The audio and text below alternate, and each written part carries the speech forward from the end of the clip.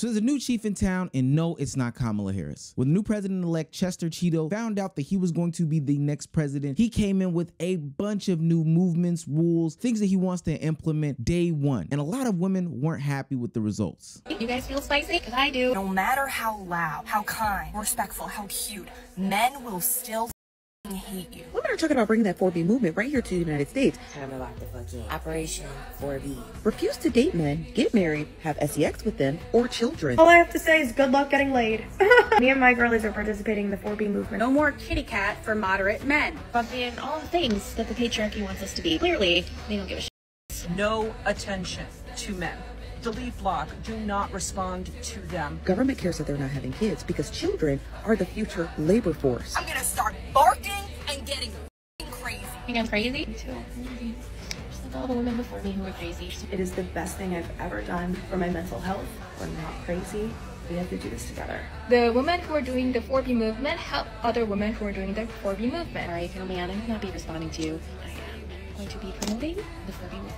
Do not acknowledge them. Do not look at them. Do not laugh at their jokes. Why exactly are you going to keep becoming subservient to a nation that doesn't literally care about you? Wake women up. Now, when I first heard of 4B, I thought maybe, hey, it's time for people to finally start appreciating my hair texture. And I was excited. To be honest with you, I don't know. 4B waivers don't get the respect they deserve. But then I found out it was a movement from Korea and it was coming to America like Prince Akeem. I had to look into it because maybe it would affect me. Me being a man, of course, women are taking themselves out of the dating pool. Instead of people rallying the troops, organizing better, coming up with ways to effectively communicate to the group of people that did not vote for their person in charge or that they wanted to be in charge, they decided, let's opt out. Ladies, we need to start considering the 4B movement like the women in South Korea and give America a severely sharp birth rate decline. No marriage, no childbirth, no dating men, no sex with men. We can't let these men have the last laugh. We need to bite back. Now, the 4B movement addresses some legitimate concerns. I think that it's actually something that needs to be had in countries where women are truly oppressed, you know, are disparaged and looked at as second-class citizens. It's a very extreme approach, and very extreme approaches in very extreme situations where people are losing their lives actually can yield good results. But here in the States, I think that it will fail to truly address some of the issues in a positive way. This won't get the equality or the things that people want in their lives.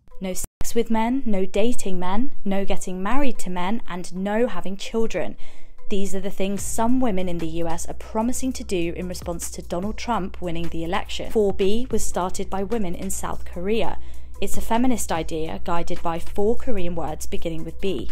Byeon means no heterosexual marriage, Bichulsan means no giving birth, Byonye means no dating, and Biseksur means no sex. The women in the movement say it's a way to fight against the patriarchy and misogyny, and that's why women in the US, who are worried about what could happen to abortion rights and reproductive freedoms under Trump's presidency, are signing up.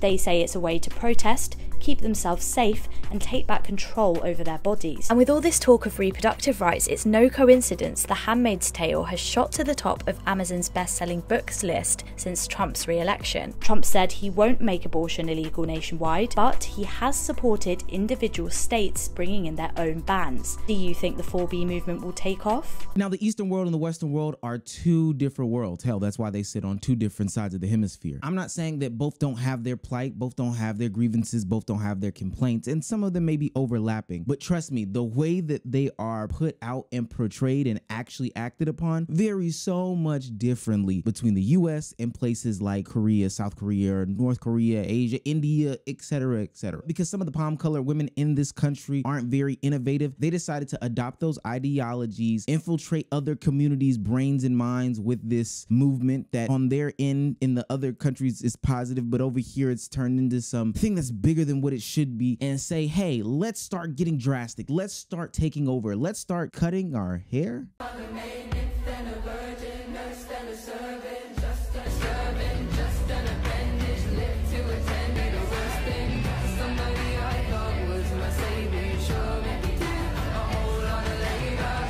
And on a lighter note, those that are already bald for differing reasons are having trouble with the 4B movement because they don't want to be caught up in the nonsense.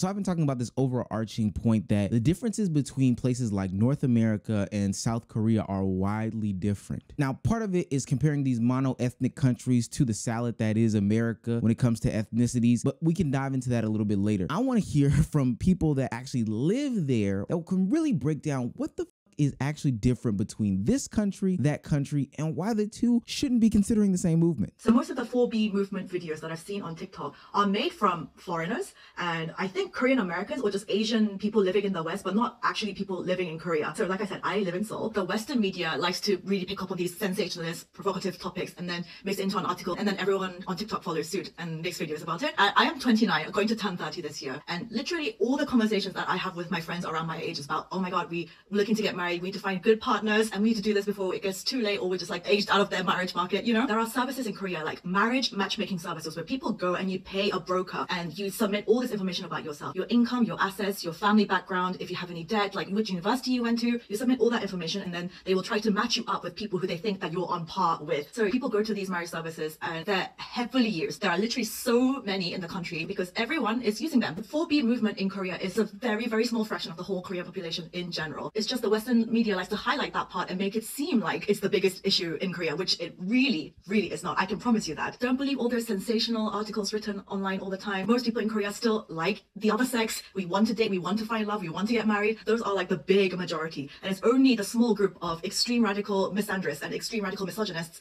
They just seem like the loudest because the most attention goes to them. And see, this is why I hate when people attach themselves to different movements. This kind of reminds me of the BLM movement during the pandemic, where people were attaching themselves to BLM, coming up with their own different movements, taking it from one portion to the next portion, saying, no, it's not Black Lives Matter, now it's Mexican Lives Matter, now it's Arabic Lives Matter, now it's everybody's skewing and interpreting a movement that they don't even really understand because it's been told to them from a lens and a perspective that is purposefully used to make these things seem a certain type of way. But hearing this from somebody who actively lives in Seoul, Korea, and not from Koreans that live in America, or some white or Black woman trying to interpret those texts and articles and groups without living and experiencing those realities, is so silly to me. Now, shouts out to Anna Lee here. She's not the only one. I'm just saying she's one of the people who I've looked at to really get the experience of what's going on in these countries. But just like I expected, just like in America, this is an online talking point. This is something that has been blown up by Western media to get a whole bunch of people hyped up about something that doesn't even really exist, and not addressing the actual factors that has some of these things that are actually hurting people to the forefront. Because I do believe that there's a lowering birth rate in North America and South Korea. I do believe that there are some people that do hate the other gender, so they might not be wanting to procreate or be with them. But in reality, those aren't the main issues that has people taking out of these situations. She goes back and elaborates why some of the 4B movement talking points even exist, and why those should probably be the things that we focus on, or are actually a reason for the symptom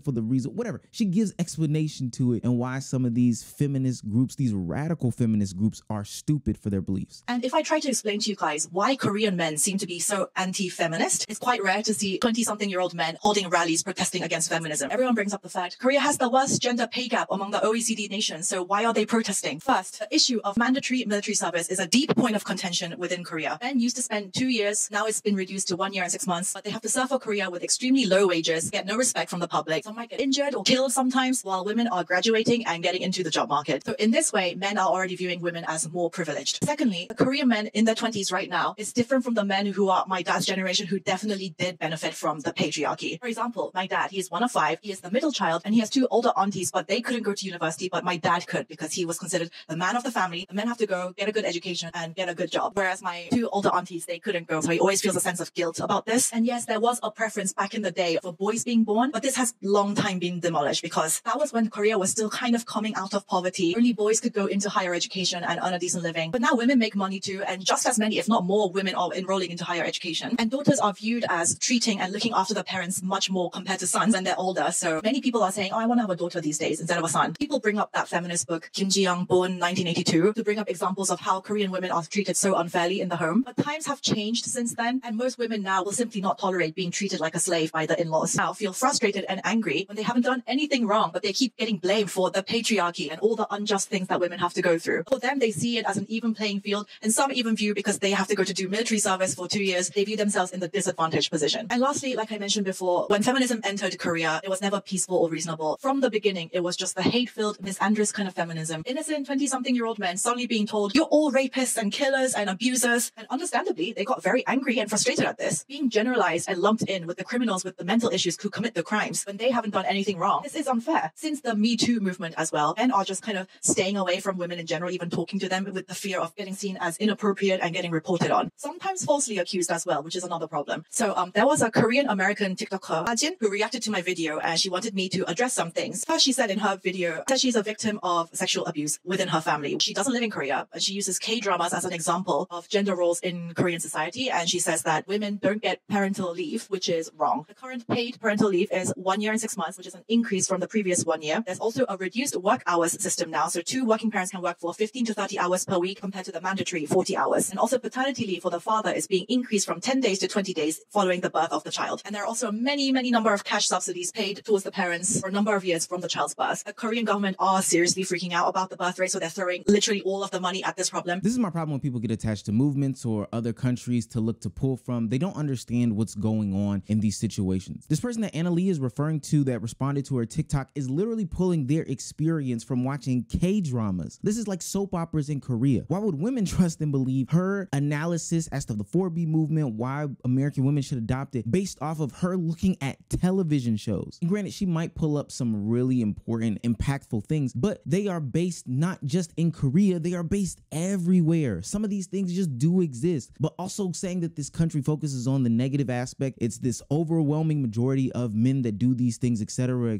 is just plain stupid. There was a Twitter user that made a comment under a tweet that I saw that said, people crave micro labels, and I've got to agree. Now, I understand that society is hard. I understand that life is hard and you've got to work for it. And it's so easy to find a reasoning or an excuse as to why things aren't going on. But us putting micro labels on ourselves to say that we belong to a group that has these radical ideologies while also demeaning other people won't solve the problem. Women around the world have similar struggles. Men around the world have similar struggles. But that doesn't mean that we should create these gender wars that don't even exist in other countries as a means to justify the movements and actions that we're about to take in America, especially when there is a totally different dynamic attached to these things. And then hell, some of these people that say they're only going to slightly participate in some of them, if you're going to go all in, go all in. But it doesn't even sound like you're committed to the cause enough to say that you are a part of the actual movement. I hear this argument that if women rallied together and collectively abstained and took part of all the 4Bs, that this would solve the problem. I would disagree. I don't think that this is going to get abortion laws changed in your state if people stopped having sex.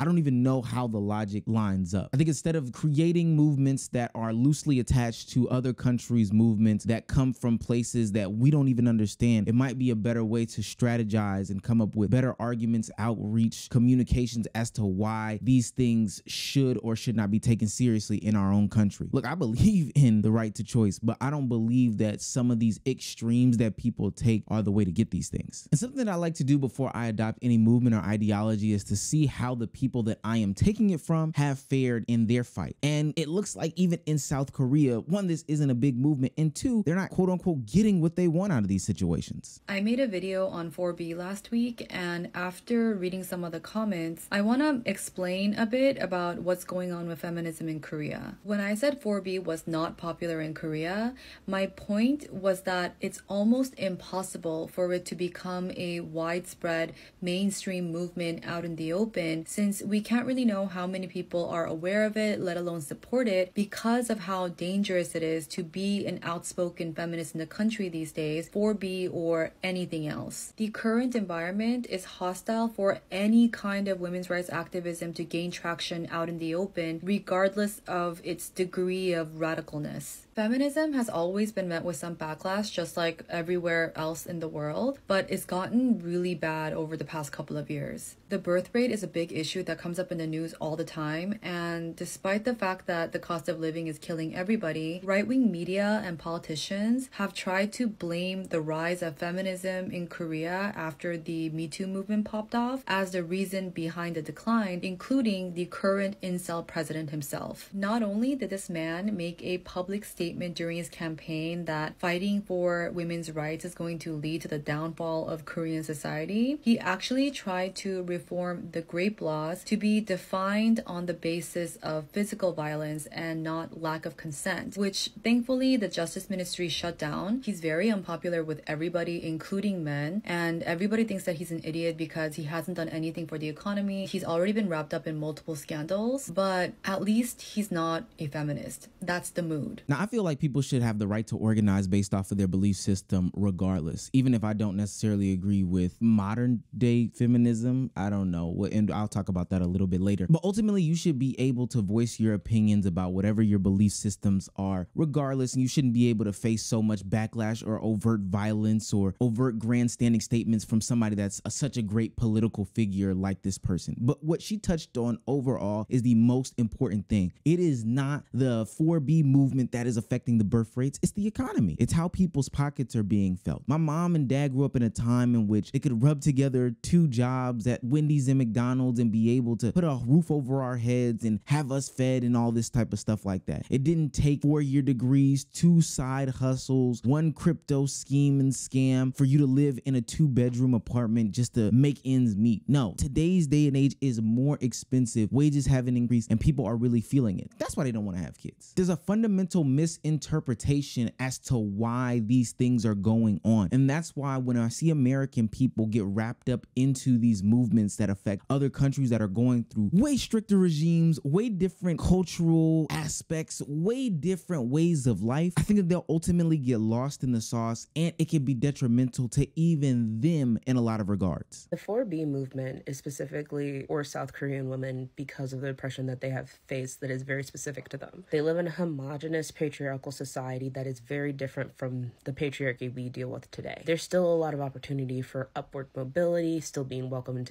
into society, so on and so forth in America that they just do not have in South Korea. I don't think many Americans understand this. The same way I don't think many Americans, including myself, understood how conservative people are. And I'm not talking about alt-right, I mean just generally conservative. No, I'm not saying that's why we lost. I am saying, however, that we get into our pockets or we express our opinion, and I'm speaking specifically for myself on this one. We express our opinion and some people just nod because they don't see what they're doing as harm. That's what we saw with elections. I don't think it's the same way in Korea. And the 4B movement, mind you, is not as big and widespread as you think it is. It's kind of almost like a blue-haired liberal. Like, I don't see blue-haired liberals running around everywhere. I'd been up to New York a handful of times. Like, there's not as many of this specific stereotype of a liberal in America as you think. The same way that you would be surprised how many women are not actually participating in the movement, specifically the 4B movement. Stop co-opting stuff you do not even use the proper context to. That's part of the reason we're in the mess we're in right now, is because some people said, I'm going to attach myself to this without doing the homework or realizing the context or respecting the severity of it. That's probably what I find the most interesting about this whole 4B movement and feminism as a whole. This isn't an attack on women's right to express themselves. This isn't an attack on women's right to unite. This isn't an attack on women's civil liberties being infringed on, all those things, etc., etc. And I believe that people should have their opinions and they should be able to voice their opinions. But the problem that I see in America is that a lot of these movements are used to divide as opposed to unite. Even if you look at the election statistics and who voted what and where, white women overwhelmingly voted for Donald Trump as opposed to any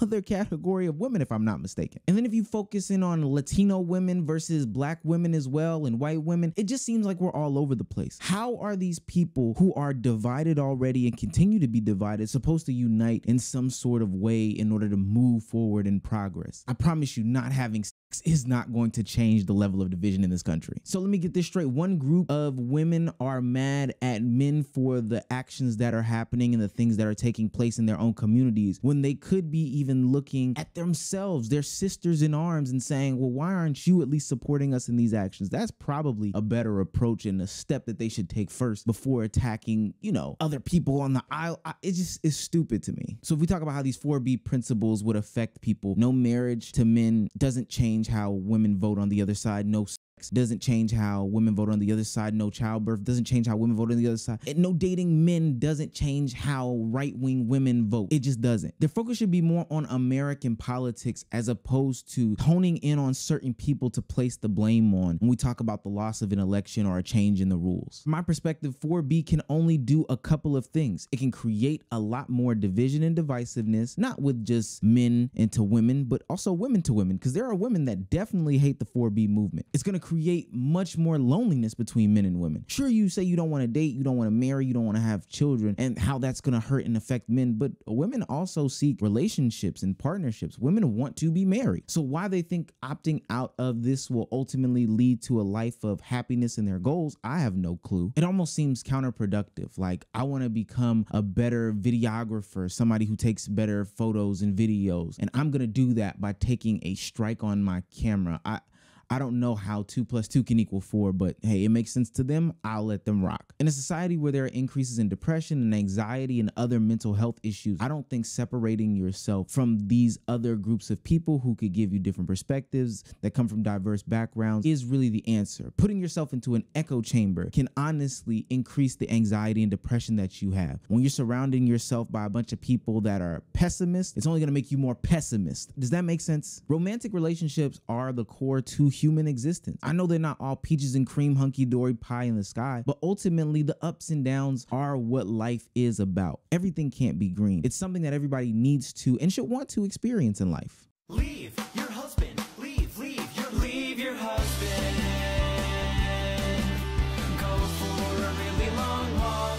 Cry in nature.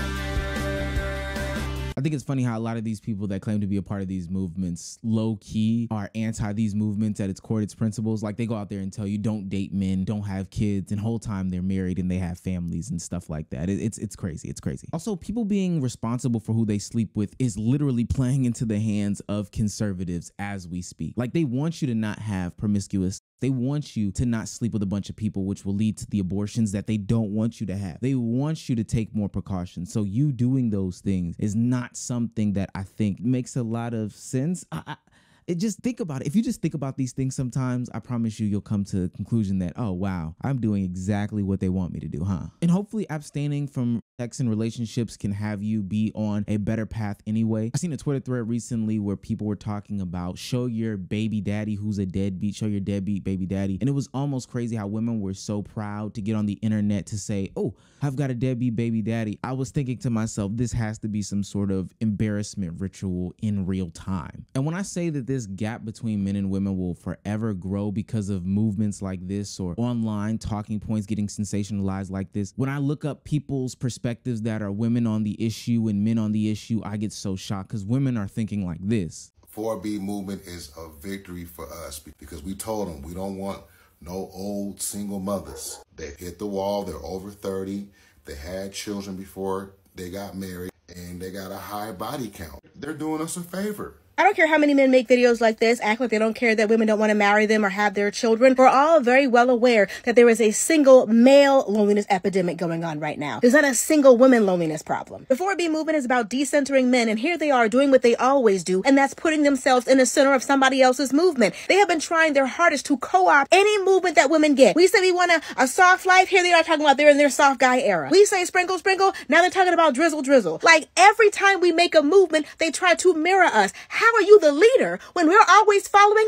us? I guess we must be the leaders. I think the men are becoming afraid because they're realizing a woman's power. When they see these decreasing rates of marriage and childbirth, they're realizing that it's the women who have decided to make it that way. So they've always come up with some kind of scare tactic, some kind of manipulation, but the latest tactic is to act like it was their idea. No, this isn't what you want, but it is what you're going to get. The manipulation and scare tactics aren't working, and they never will. You're going to have to do the one thing you have been avoiding the whole time, and that is change and become a better man if you ever want to be with any one of these women. No one is settling for you anymore. And so because we live in this one-up culture, when women give responses like that, they give their opinions like that, men naturally have to come out and say things like this. But overall, hijacking someone's movement from a different country that has a bunch of different socio-economic, cultural aspects, you know, political things that we just don't have is not the right way to approach what we have going on. Like, even from a man's perspective, in Korea, they have so many things that are just so differing from the US. I don't see a reason why you would attach your movement to their movement, because it means something so much differently in their country. So basically, men go to the army, women give birth. And the meaning is that both men and women have to endure their own suffering to be a good member of Korean society, do their duty for the country. Men give themselves to defend the nation, and women give babies. So most men think the army service is suffering and that it holds them back. And it's kind of true. Men are forced to give 2 years of their lives at the prime of their youth, while that's a time that women can use to build their careers or advance in their studies. So there are a lot of men who think it's unjust that this is how things are, that women are just able to get ahead while men are left behind because of the army service. And now, due to low birth rates, it turns out the social contract that they thought were signing, where they go to the army and women give birth, they find out that it doesn't work anymore because women decided that they don't want to just be baby factories. So it's likely that a lot of men are looking at women and thinking, well, I suffered in the army service while you're just doing whatever you want. And that results in a lot of negative emotion against women.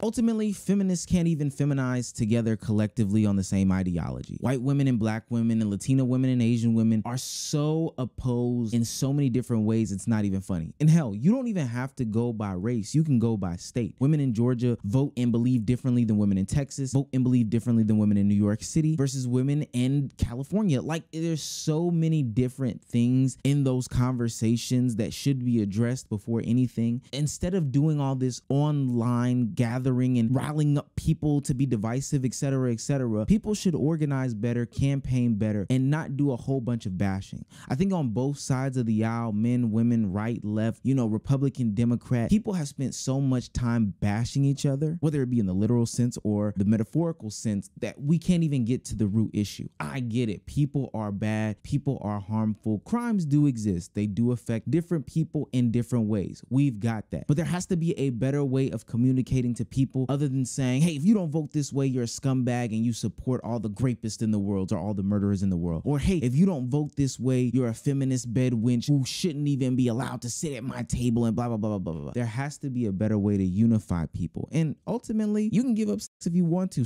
Sex is good to me, though. I got a girlfriend that loves it, and we're going to continue to have it, brother. Give it up if you want to. But a lot of people do not identify with your belief system. So there has to be some sort of internal looking that has you digging deeper as to why life isn't the way that you depict it to be.